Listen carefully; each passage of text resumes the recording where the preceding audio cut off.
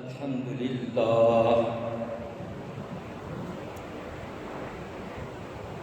لله نحمده ونستعينه ونستغفره ونؤمن به ونتوكل عليه ونعوذ بالله من شرور أنفسنا ومن سيئات أعمالنا من يهده الله فلا مضل له ومن يضلله فلا هادي له ونشهد أن لا إله إلا الله وحده لا شريك له ونشهد أن سيدنا ومولانا محمدا عبده ورسوله أما بعد فقد قال الله تبارك وتعالى في الكلام المجيد والفرقان الحميد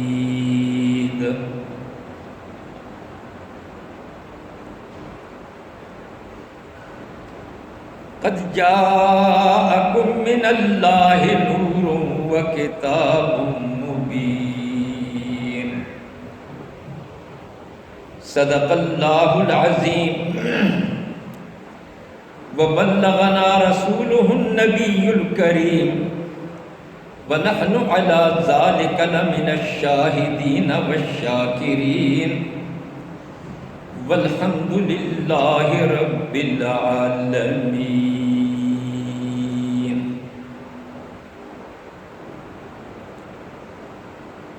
گفت معشوق بعاشق اے فتا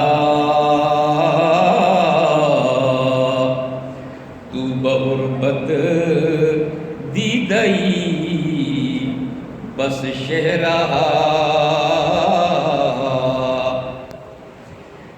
پس قدامی شہر زاہا خوشترست وے خنک شہرے کی آنجا دل برست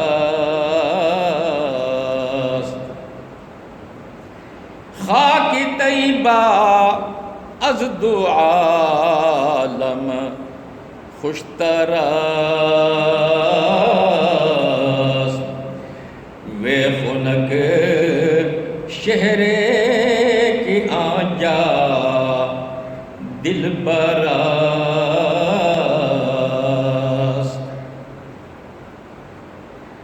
تو مباش اصلا کمال اینست باس رو درو گمشو وصال اینست باس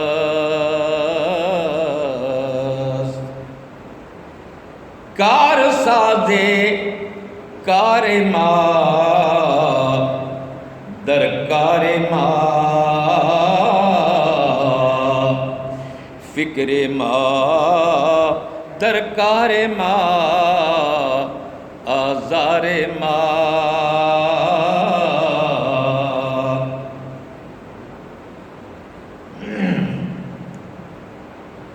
حمد و صلات کے بعد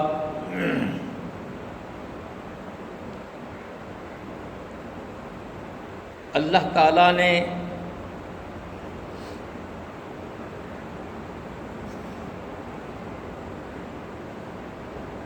اس کائنات کی پیدائش سے پہلے اس وقت کچھ بھی نہیں تھا، نہ زمین تھی نہ آسمان تھا، نہ جنت نہ جہنم، کچھ بھی نہیں تھا، ایک اللہ تعالیٰ کی ذات تھی، کنت کنزا مخفیا، میں ایک پوشیدہ خزانہ تھا، فأحببت ان اعرف، تو میں نے چاہا کہ میں پہچانا جاؤں، فخلقت محمد، تو میں نے سب سے پہلے حضرت محمد مجتبیٰ احمد مصطفیٰ صلی اللہ علیہ وسلم کا نور پیدا فرمایا، اور پھر اس نور سے زمین و آسمان اور تمام کائنات کو پیدا فرمایا۔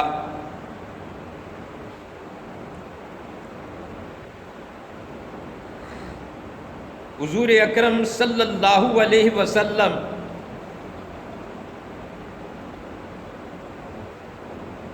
باعث تخلیق کائنات ہیں، اگر آپ نہ ہوتے تو کچھ بھی نہ ہوتا۔ آپ کے لیے اللہ تعالیٰ نے زمین و آسمان اور اپنی تمام خدائی پیدا فرمائی،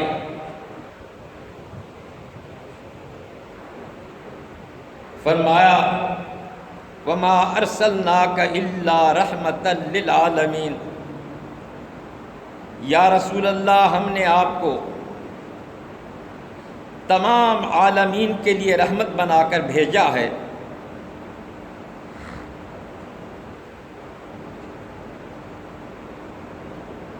اللہ تعالیٰ نے حضور کے نور کو سب سے پہلے پیدا فرمایا، اور تمام انبیاء کرام کے بعد اللہ تعالیٰ نے حضور کو مبعوث فرمایا۔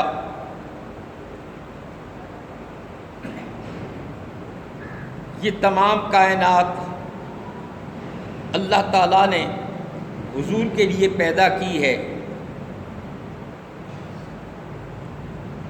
اور یہ تمام نعمتیں حضور کی امت کے لیے پیدا فرمائیں۔ خلق لکم ما فی الارض جمیعا، آسمان و زمین کے اندر جو کچھ تھا وہ انسان کے نفع کے لیے، انسان کے فائدے کے لیے اللہ تعالیٰ نے پیدا فرمائی۔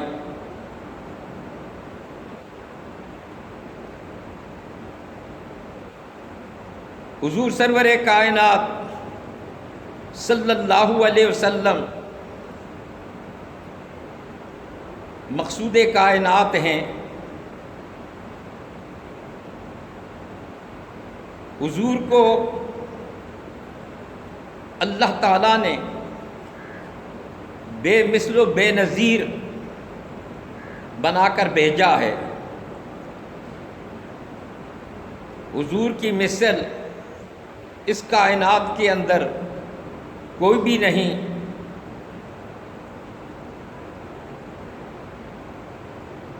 حضور نے فرمایا کہ آدم علیہ السلام کی پیدائش سے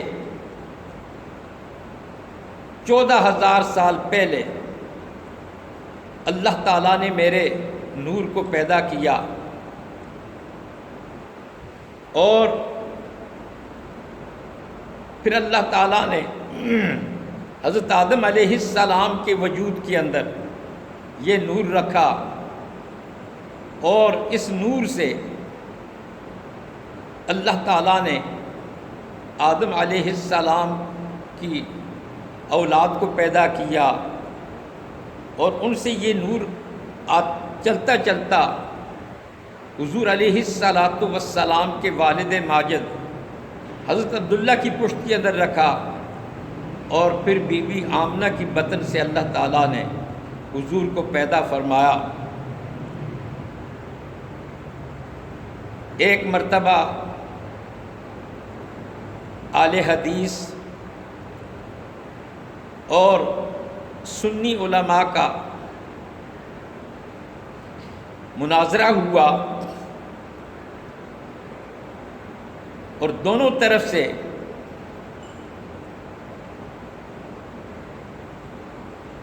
بابا فرید چاچڑا والے ان کو اپنا حکم بنایا۔ جب مناظرہ اختتام کو پہنچا تو بابا فرید چاچڑا والے نے سنیوں کے حق میں فیصلہ دیا کہ ان کے دلائل مضبوط ہیں، اور وہ جیت گئے، فیصلہ ہو گیا۔ لیکن جتنے وہابی علماء تھے ان سب نے کہا کہ ہم بابا غلام فرید چاچڑا والے سے کچھ سوال کریں گے تاکہ پتہ چلے کہ ان کے پاس کتنا علم ہے۔ چنانچہ وہ آئے۔ بابا غلام فرید صاحب علم لدنی تھے، جتنے سوال کیے تمام سوالات کے جوابات دیے، وہ جواب بھی دیے جو ان کو معلوم تھے، اور اس پر مستزاد اپنی طرف سے عقلی اور نقلی جوابات دیے۔ خاموش ہو گئے تو بعد میں آپ کے پاس آئے اور معذرت کی، تو حضرت بابا غلام فرید چاچڑا والے نے ان سے کہا کہ ایک سوال میں بھی کرتا ہوں۔ اللہ تعالیٰ نے قرآن میں فرمایا، انسان کو مخاطب کیا، احسن کما احسن اللہ الیک، اللہ تعالیٰ سے ایسا احسان کرو جیسے اللہ تعالیٰ نے تم پر احسان فرمایا۔ اس سے کیا مراد ہے؟ انہوں نے کہا کہ اللہ تعالیٰ کا احسان تو یہ ہے کہ اللہ تعالیٰ نے انسان کو تمام مخلوقات پر برتری عطا فرمائی، اور اللہ تعالیٰ نے انسان کو اشرف المخلوقات بنایا۔ یہ اللہ تعالیٰ کا احسان ہے، اور اللہ تعالیٰ کے احسان یہ ہے کے ساتھ کہ ہم اس کی عبادت کریں، اس کا ذکر کریں، اور اس کی الوہیت کو تسلیم کریں۔ انہوں نے فرمایا کہ بات یہ ہو رہی ہے کہ ایسا احسان جیسا خدا نے کیا ہے ایسا احسان تم بھی خدا کے ساتھ کرو۔ خدا نے پیدا کیا تو اب یہ اللہ تعالیٰ کا احسان ہے، تو ہم خدا کو پیدا نہیں کر سکتے۔ اللہ تعالیٰ نے نعمتیں عطا فرمائیں، ہم اللہ تعالیٰ کے ساتھ احسان میں نعمتوں کا بدلہ نہیں دے سکتے۔ اللہ تعالیٰ فرماتا ہے کہ جیسا احسان میں نے کیا تھا ایسا تم بھی کرو، تو وہ لاجواب ہو گئے۔ تو آپ نے فرمایا اس کا معنی یہ ہے کہ اللہ تعالیٰ کی ذات مخفی تھی، باطن میں تھی۔ اس وقت صرف اللہ تعالیٰ کی ذات تھی اور کچھ بھی نہیں تھا۔ تمام کائنات کے اندر ظاہر بھی وہی تھا، باطن بھی وہی تھا۔ جب اللہ تعالیٰ نے چاہا کہ میں مخلوقات کو پیدا کروں تو اللہ تعالیٰ مخفی ہو گیا اور مخلوقات کو ظاہر کر دیا۔ تو اللہ تعالیٰ کا احسان ہے کہ ہمیں عدم سے وجود میں لایا۔ یہ تو اللہ تعالیٰ چاہتا ہے کہ تم بھی ایسا احسان کرو جیسے میں نے کیا تھا۔ تو وہ یہ ہوگا کہ اللہ تعالیٰ باطن میں تھا، ظاہر باہر تھا۔ اللہ تعالیٰ نے مخلوقات کو ظاہر کر دیا اور خود باطن میں چلا گیا۔ تو اب اللہ تعالیٰ چاہتا ہے کہ تم بھی اپنے آپ کو فنا کر کے باطن میں چلے جاؤ اور مجھے ظاہر کرو۔ یہ فنا فی اللہ کا مقام ہے۔ تو یہ اللہ تعالیٰ کے ساتھ کہ احسان کا جواب یہ ہے کہ اللہ تعالیٰ نے ہمیں کتم عدم سے منصح وجود پر فائز کیا۔ تو اب ہم اللہ تعالیٰ کو خود فنا ہو جائیں اور اللہ تعالیٰ کو ظاہر کر دیں، کیونکہ جب تک انسان فنا نہیں ہوتا اس وقت تک وہ اللہ تعالیٰ کو نہیں دیکھ سکتا۔ حدیث میں ہے تعبد کا انک تراہ، تم عبادت ایسی کرو گویا خدا تمہیں دیکھ رہا ہے۔ فَإِن لَّمْ تَكُن تَرَاهُ فَإِنَّهُ يَرَاكَ، اگر یہ سمجھ میں نہیں آتی تو اتنا سمجھ لو کہ اللہ تعالیٰ تمہیں دیکھ رہا ہے۔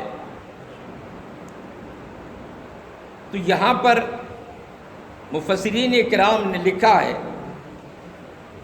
کہ اللہ تعالیٰ کی عبادت ایسے کرو گویا تم اللہ تعالیٰ کو دیکھ رہے ہو،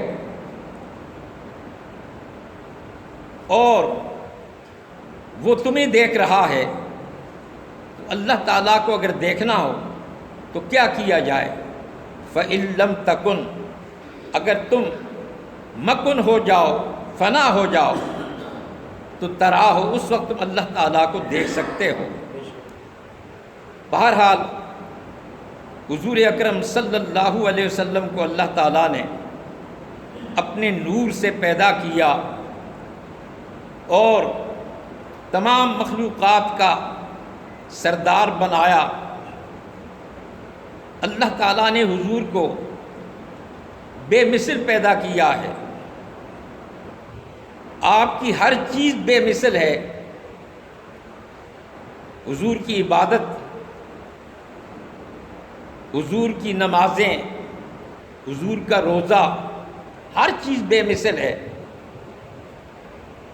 ہم پر 5 نمازیں فرض ہیں، حضور علیہ السلام پر 6 نمازیں فرض تھیں۔ تہجد کی نماز بھی حضور علیہ السلام پر فرض تھی۔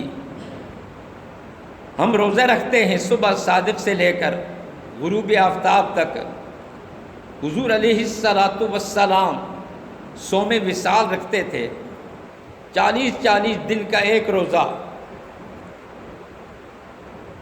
جب صحابہ کرام نے دیکھا کہ حضور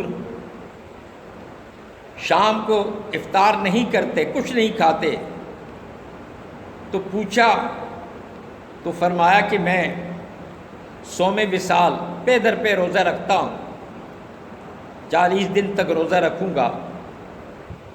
تو صحابہ کرام نے بھی کوشش کی، جب 2 دن گزرے تو وہ نڈھال ہو کر گر پڑے۔ جب حضور کو پتہ چلا تو آپ نے فرمایا ایکم مثلی، تم میں سے کون میری مثل ہے؟ یعنی میری مثل تم نہیں ہو سکتے ہو، مجھے اللہ تعالیٰ روحانی طور پر کھلاتا بھی ہے پلاتا بھی ہے، اور میں کمزور نہیں ہوتا، مجھے روحانی غذا ملتی ہے، اور تم اس طریقے سے روزہ نہیں رکھ سکتے ہو، لہٰذا تم میں سے کوئی میرا مثل نہیں۔ حضور علیہ السلام جس طرح اللہ تعالیٰ اپنی خدائی میں بے مثل اور بے نظیر ہے، اسی طرح حضور علیہ السلام اپنی مصطفائی کے اندر بے مثل و بے نظیر ہیں۔ نہ اللہ تعالیٰ کی کوئی مثل ہے اور نہ حضور علیہ السلام کی کوئی مثل ہے۔ حالانکہ بظاہر حضور علیہ السلام کے 2 ہاتھ ہیں، ہمارے بھی 2 ہاتھ ہیں، حضور کی 2 آنکھیں، ہماری بھی 2 آنکھیں، حضور کے 2 پاؤں، ہمارے بھی 2 پاؤں، لیکن زمین و آسمان کا فرق ہے۔ ہمارے 2 ہاتھ وہ ہیں کہ جہاں تک ان کی رسائی ہوتی ہے ہم کسی چیز کو پکڑ سکتے ہیں، اور حضور کے ہاتھ مبارک وہ ہیں کہ وہ زمین پہ بیٹھ کر جنت تک اپنا ہاتھ پہنچا سکتے ہیں اور وہاں سے فروٹ لا سکتے ہیں۔ ایک دفعہ حضور نے ایسا کیا، مگر پھر آپ نے ہاتھ روک لیا، فرمایا کہ میں چاہتا تھا کہ ایک خوشہ جنت میں سے لے آؤں، لیکن پھر میں نے ہاتھ روک لیا، کیونکہ وہ خوشہ اگر آ جاتا تو ساری کائنات میرے امتی قیامت تک اس کو کھاتے تو وہ ختم نہیں ہو سکتا تھا۔ تو حضور علیہ السلام کے ہاتھ تو وہ ہیں کہ جو جنت تک پہنچ سکتے ہیں، حضور علیہ السلام کے پاؤں میں اور ہمارے پاؤں کے اندر زمین و آسمان کا فرق ہے۔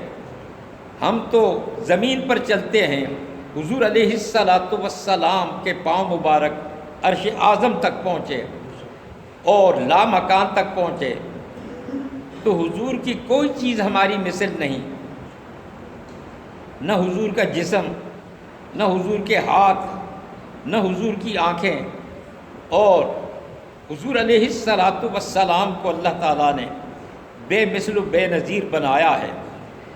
علماء کرام لکھتے ہیں کہ حضور علیہ السلام کا جسم مبارک وہ اتنا لطیف اور پاک تھا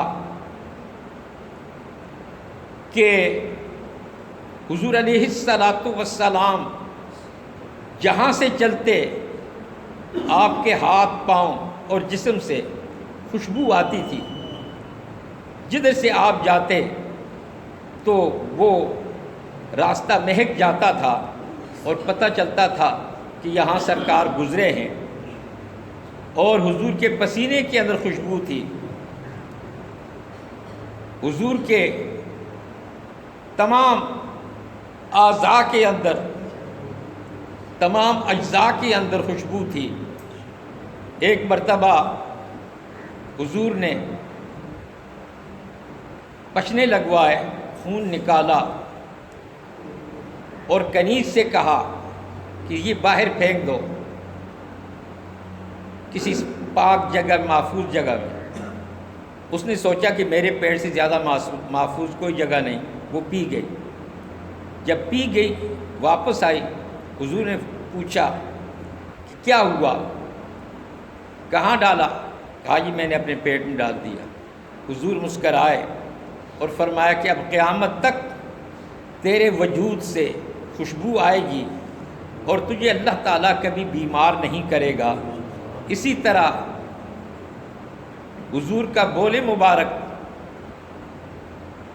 کسی برتن میں رکھا ہوا تھا، کنیز نے پی لیا تو وہ اور اس کی نزل کے اندر خوشبو آتی تھی۔ حضور علیہ الصلاۃ والسلام کے وجود سے، آپ کے ہاتھوں سے، آپ کے جسم مبارک سے خوشبو آتی تھی۔ اللہ تعالیٰ نے آپ کو ایسا حسن عطا کیا، کہتے ہیں کہ حضرت یوسف علیہ السلام بہت حسین و جمیل تھے، ان کا حسن ضرب المثل ہے، مگر حضور نے فرمایا کہ انا ملیح و اخی یوسف صبی، مجھے اللہ تعالیٰ نے نمکین حسن عطا کیا ہے اور میرے بھائی یوسف علیہ السلام کو اللہ تعالیٰ نے سفید حسن دیا ہے۔ اور عقلاء اس بات کو تسلیم کرتے ہیں کہ حسن صبی سے حسن ملی بہت زیادہ ہوتا ہے۔ حضور علیہ الصلاۃ والسلام کو اللہ تعالیٰ نے حسن و جمال کے اندر اور خوبیوں کے اندر اللہ تعالیٰ نے حضور علیہ الصلاۃ والسلام کو بے مثل اور بے نظیر بنایا تھا۔ آپ کی آنکھوں کا کوئی مقابلہ نہیں، آپ کے رخسار، آپ کی ناک مبارک، آپ کے ہاتھ، آپ کے پاؤں، ہر چیز بے مثل و بے نظیر تھی۔ اللہ تعالیٰ نے حضور علیہ الصلاۃ والسلام کو کمالات عطا فرمائے۔ حضور علیہ الصلاۃ والسلام کو اللہ تعالیٰ نے بے مثل اور بے نظیر پیدا کیا ہے۔ اللہ تعالیٰ ہمیں حضور علیہ الصلاۃ والسلام کے نقش قدم پر چلنے کی توفیق عطا فرمائے اور ہمیں شریعت کے تمام احکام تسلیم کرنے کی بھی توفیق عطا فرمائے، اور اللہ تعالیٰ اپنے حبیب کی محبت عطا فرمائے۔ جو ایمان ہے اللہ تعالیٰ ہمیں ایمان کامل عطا فرمائے۔ وآخر دعوانا